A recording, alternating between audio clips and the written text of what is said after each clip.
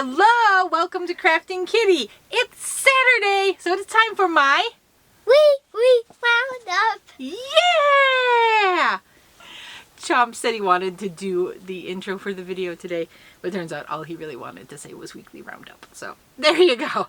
So what is my weekly roundup? It is where we go through my week in crafting and we talk about the book I am reading. Exciting news on that front. But we also have things to do. We have daily business on the channel. We have Ellie Leva's stitch markers of the day. We are on days 21 and 22 there. Let us open it and see what day 21 has in store. Oh, that's cute. It's a bulb for lights. It's a light bulb, Erin. Duh. There you go. It's red. It's beautiful. I love it. It's kind of the old-timey big bulbs. Although those made a comeback in recent years, haven't they? I think they're coming out in like LED and things. Very cool. And the second one, oh, that's really cool. So it's got red and green beads, and it's a moon, but it's enameled and painted like a Santa Claus head. That is very cool. I love it. Thank you. Oh, I'm so excited. I'm so excited. And this stitch holder is getting darn heavy. Look at how many stitch markers are on this thing. There's going to be 2 more when I add these, and then there's even more left. We got to go to 25 on that set. Oh, don't fall. Don't fall.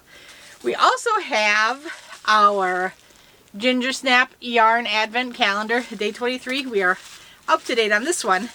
I started the Ellie one late, that's why we're doing 2 a day, but we're catching up. There will be 1, if my math serves me correctly, we will have the final 1 and just 1 on Christmas Day. Okay, I'm starting to open it. I haven't actually revealed the color yet.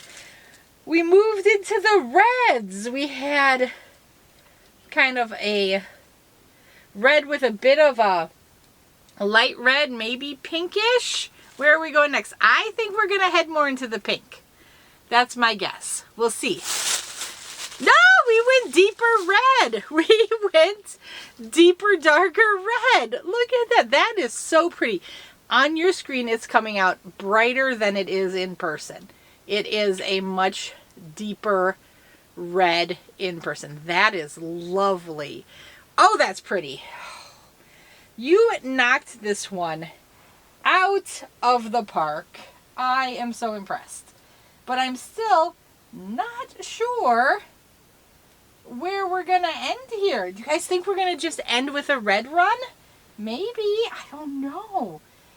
This has been such a fun thing. I kind of like the idea of it coming full circle and going back to the pinks, but we won't know till the end. Actually, no, it started with the blues, with like icy blues. We'll see. We'll see. We never know. So here we've got kind of icy blue with gray, moving more into some blues with purple, and then some purples into pinks, back into some grays. Then we pick up some green, and we have a green moment, shift into the blues, and then we're shifting into reds. That is amazing. Oh, I like that. Man, I like that. You did good. You did so good. Okay, so that's the channel business openings. Now we have to talk about FOs, finished objects I have. And I actually have 4. 3.5. Some people might say 3.5. I call it 4. So first of all, I finished the shawl using the Hobby Black Friday cake. Let me see, can I move my chair so you can see it better? And lean, and lean. There you go, in its full glory. That is a BagODay shawl. It's called like Easy Crochet Cowl or something. She stopped short to make it more cowl size. I used as much as the cake as I felt comfortable. When I thought, I might not make it through the next 5 rounds, I stopped. So here we go. I really like this color play from the kind of dusty blue into the tans and kind of a khaki. I think that's so pretty. I think that's so pretty. This will be linked down below. That's going to be a giveaway prize for the Krafting Kitty Creator Spotlight, one person will win that. And what did I do next? I will go with the half a project to some but full project for me. I finished my s'mores sock. So this is using a special release that Ginger Snap had over the summer, where she sold a sock and a matching mini, and then the little project bag. So I snapped this up, and I am so happy I did. This is beautiful, and this is the first time I've done color work, toe and heel, and I tried an afterthought heel.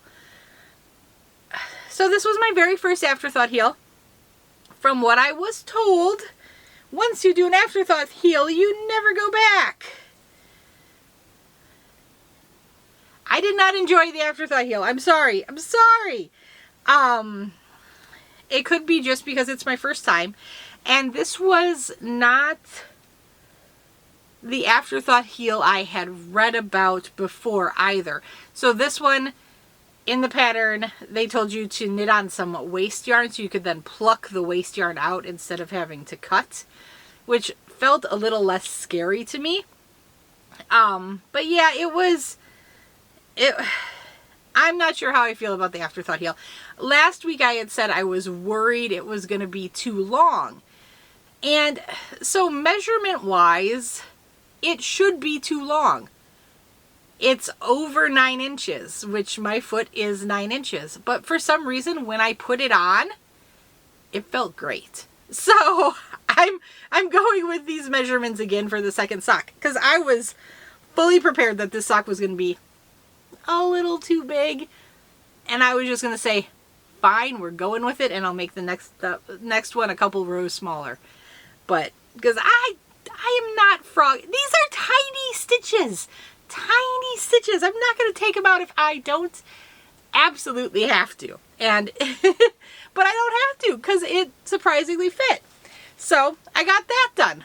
And then, if you recall, I have run out of room in my hand spun area. I have another hand spun to put up there. It's not up there yet. So I had to take something down. And I wanted to make a hat with it. I have made the hat. And what's funny is, so this was spun and dyed by Colleen.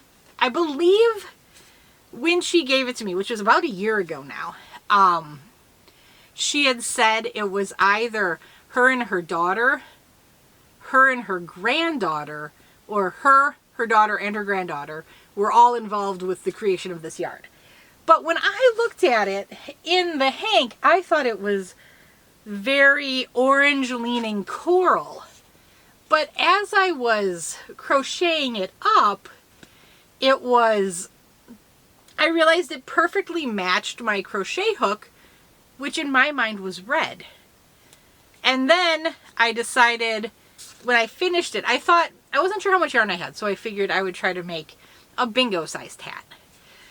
So then I had, of course, this fur yarn left over from my my puppet. So I thought, oh, I'll do that. And I finished it, and Brian was like, oh, you made a Santa hat. Yeah, I guess I did. But Chomps wants it. So if Chomps wants it, he can have it. I certainly have made Bingo a multitude of hats. So what this is, it's a single ply roving, which is why I did just a basic double crochet beanie, because I wanted the yarn to be able to show off its character and, you know, not get lost. And sometimes this did rove from like a 3 to a 5. And sometimes when you get like, when you do like more detailed stitches with something like that, maybe the 5 parts overwhelm the 3 parts and it looks a mess. So yeah, I just did a basic double crochet beanie. I used a 6mm hook. Yes, I did. And I used the same hook for my fur trim. I just did, so the hat is double crochets, the fur trim is just 3 rows of single crochet. And there you go. A hat. And I have one more finished object to show you. So if you recall Laura from Mad Mimi's Crochet and Farming, she did the Granny Square Challenge, the Double Duck Dare Challenge, where if you made, was it 21, 17? 17. I sent like 21 because I just finished what I had. Granny squares, and you had the word, and you said like Double Duck Challenge in your note, whatever, she would make Granny squares to send for the Boggy Creek blankets. And she was overwhelmed. There was too much, and so I had said, hey, can I make some for you to help, because I was just having fun being silly. I did not intend to contribute to that extent. So she said sure, but some people might not think it's fair. But I was like, whatever, I'll do it. So I started making granny squares, and my plan was to make 50 and send them off. But then she got sick of granny squares, and it was Lynette, right? I'm sorry, Lynette and Lynanne. I get confused. I'm so sorry. I believe this was... Now I'm questioning. Okay, I'm just not going to say names. I'm sorry. Was overwhelmed by the granny squares that she was getting as well. So Laura decided to just make blankets. So I said, okay, I will take the granny squares I've been making and just make them into a blanket, and I will send that out, and you can count that as one of your blankets. So I have a very scrappy granny square blanket, because I was literally just grabbing the yarn from my 4-weight scrap pile, you know, my remnant balls, and just knitting it up, not necessarily looking for a particular palette, because I thought they were going to someone else who had a lot of squares that could mix and match and make the blankets. But I think it ended up as a fun, scrappy thing, and I hope a kiddo likes it. It's wild and crazy, and you know, why not? We all have the wild and crazy blanket.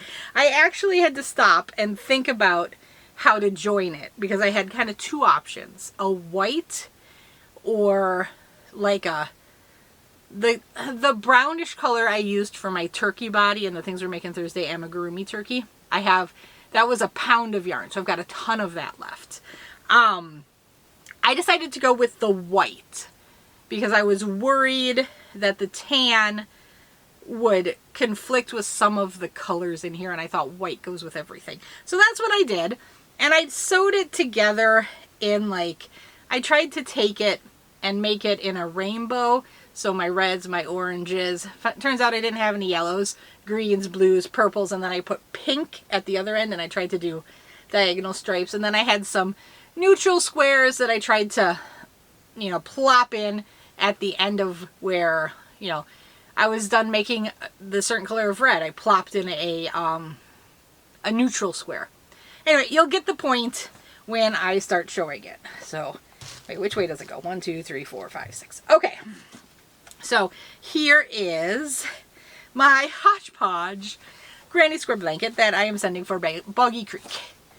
I have not done final measurements on it, but I do know I measured before I put the border on, and the border is 1 inch on both sides, and it was like just a skosh off of 36 inches, so it should be at about 38 inches, but I'll get final measurements.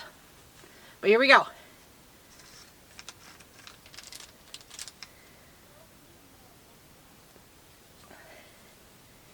I'm trying to get it all in screen, and I can't see what I'm doing because I'm behind the blanket.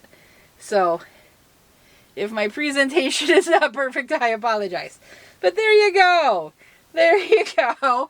Like I said, it's kind of a scrappy affair, but I think it's fun. So now I have 2 Boggy Creek blankets, the one I made before and this one, and I'm gonna get them all set and sent off to Nancy.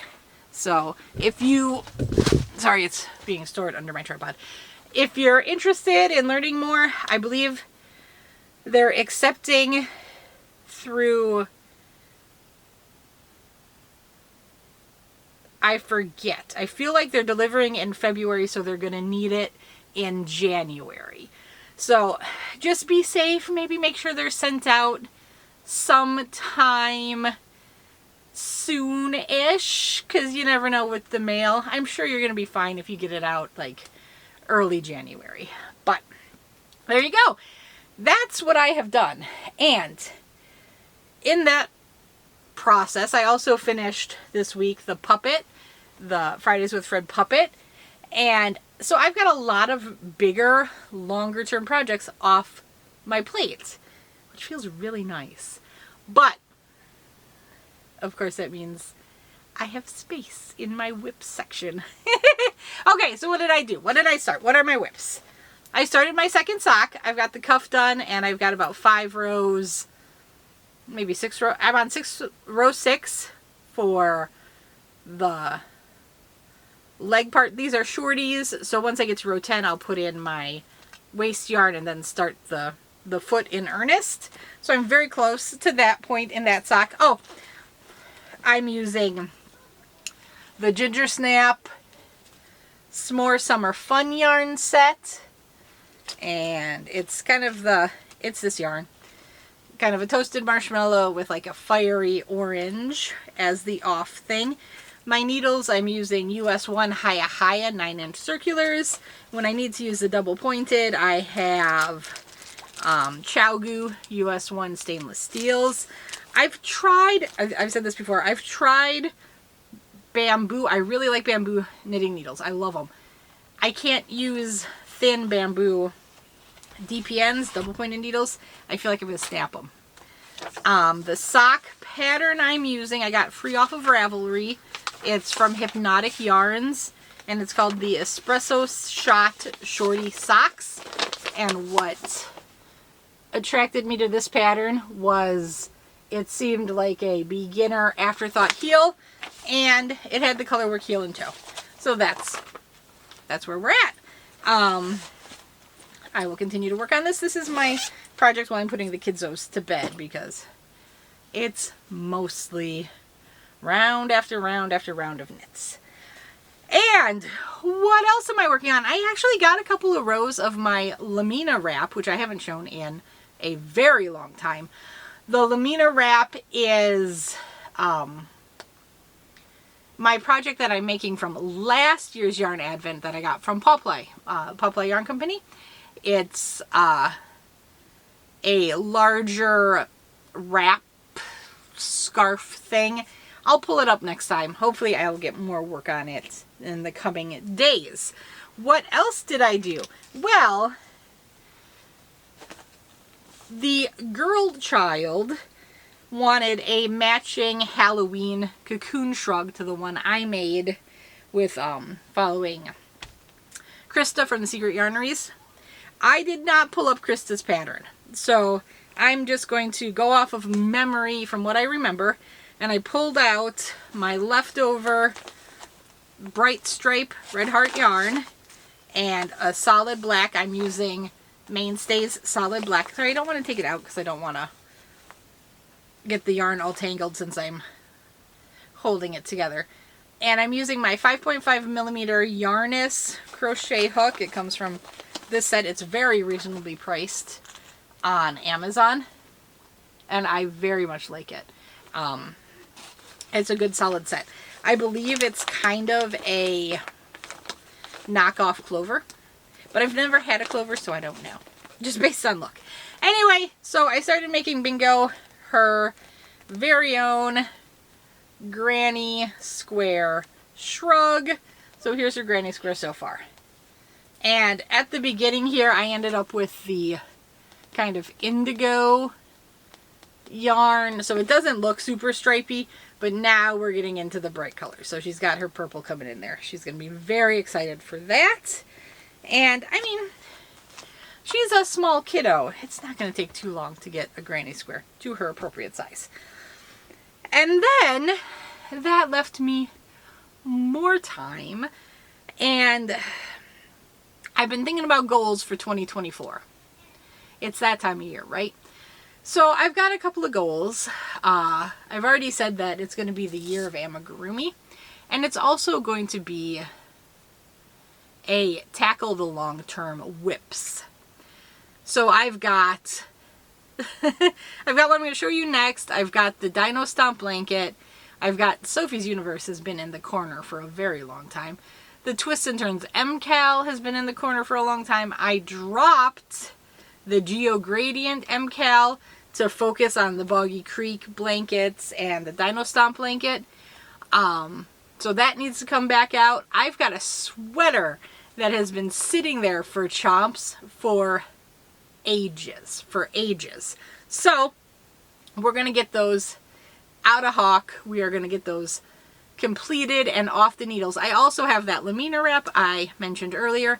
And in the basement, if you recall, a couple months ago, I bought a kit from Mountain Meadow Yarns. Is that the one in Wyoming? It's called the CNC Cowl. It's gorgeous. I love it. I just haven't gotten time to work on it. So that is a long-standing whip down there. So yeah, I want to get these things going. I want to get these things off their hooks, off their needles, and out into the world to live their lives. So, 2024 goal, tackle Whip Island. The first thing I'm going to do, there is only one, right now, there is only one whip that has any sort of time constraint. There used to be two, but I missed it on the Dino Stomp blanket. It happens, that's fine. So the only one that has any other time, and that's April, but I don't want to run into a problem again.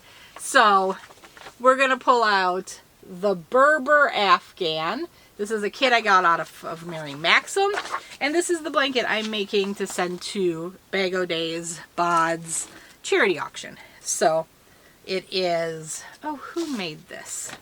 I know there's a designer listed. Get Your Hook On. I thought her name was here. I'm pretty sure it was a female. Berber, Get Your Hook On. It was designed by motifs she saw, or it was inspired by motifs she saw in Morocco. Oh, I'm not seeing her actual name, but there is a picture of her in front of a tapestry in Morocco where she drew some inspiration for this blanket. And let me get back to where I am. There are 23 motifs in here. I am just starting motif 8. Let's make sure I'm holding it. Nope, that's upside down, Erin. Here we go. So here we are. This is using Red Heart Super Saver Soft White, I believe, and then Red Heart Ombre. I believe this is the Hickory Ombre, or maybe it's Cocoa. I will check in just a moment. This is Cocoa. This is in fact Cocoa, and the white is indeed Soft White. So Cocoa and Soft White. I'm liking it. Brian loves it. And so I'm going to make this and then attempt my very first envelope border, I think. We'll have to see. So I'm being very careful with this to always put it back in its bag to minimize any contact with animal hair or anything like that. But there we go. We are going to plow ahead on this, so you're going to see this blanket much more frequently. What am I using? I'm using, I think it's my 5mm dots hook. Let me pull it out. Yep, 5mm dots hook. And like I said, it's the Red Heart yarn. It's from the Mary Maxim pack. It did look like on this pattern, if you don't want the hook or don't want the kit, you could get the pattern from, she has what looks to be an Etsy store and a Ravelry shop. So you could get it in either. So that is the crafting I have been up to today. Well, not today. Oh, I yawned. This week, I've been doing that. Today I did finish a row I had on that blanket because I was like, I'm not going to take this with yarn hanging off of it. We're going to get this done. Okay, so if you're just here for the crafty goodness, have a wonderful day. I'll see you tomorrow. If you want to hear about books, let's talk.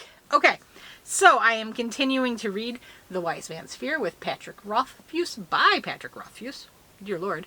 I have 100 pages left in this book. I see no reason why I should not finish it this week. Of course, this week has Christmas, and could that event throw anything into disarray? Of course not. Of course we don't have a pile of presents that need packing or anything like that. Why would we? Why would the grandparents send pre-wrapped gifts?